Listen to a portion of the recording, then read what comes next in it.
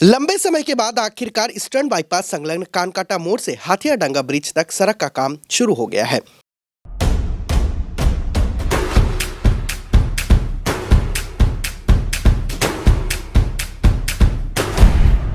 Stay tuned.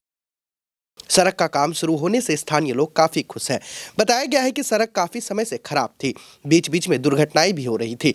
बारिश के दिनों में जल जमाव से स्थिति और भी ज्यादा खराब हो रही थी। आखिरकार कानकाटा मोड़ से हाथियाडांगा ब्रिज तक सड़क का काम शुरू हो गया है।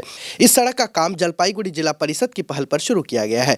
स्थानीय निवासियों ने कहा है कि सड़क की जर्जर अवस्था के कारण पिछले काफी लंबे समय से समस्या हो रही थी, छोटी मोटी दुर्घटनाएं भी हो रही थी। आखिरकार सड़क का काम शुरू हो गया है।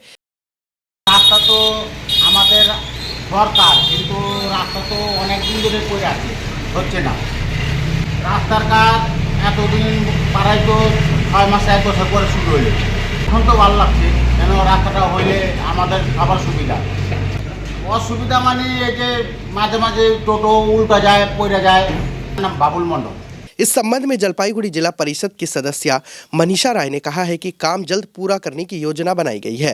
अधिकारी सड़क की गुणवत्ता पर नजर रखेंगे।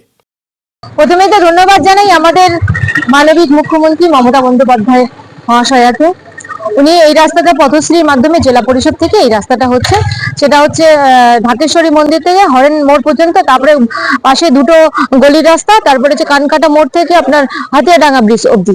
এটা প্রায় 2.5 কিলোমিটার, 1.5 কিলোমিটার রাস্তা কমপ্লিট হয়ে গেছে, আর 1 কিলোমিটার এই 3 দিন পরশু দিন থেকে স্টার্ট হয়েছে হাতিয়াডাঙ্গা রাস্তাটা। এখন এনেছে আমার তো 1.5 বছর হলো আসার।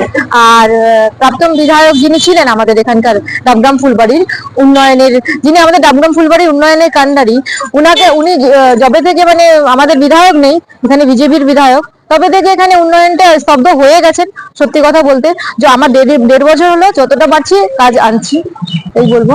আর রাস্তা আনতে পেরেছি, অবশ্যই ড্রেনটাও নিয়ে আসবো।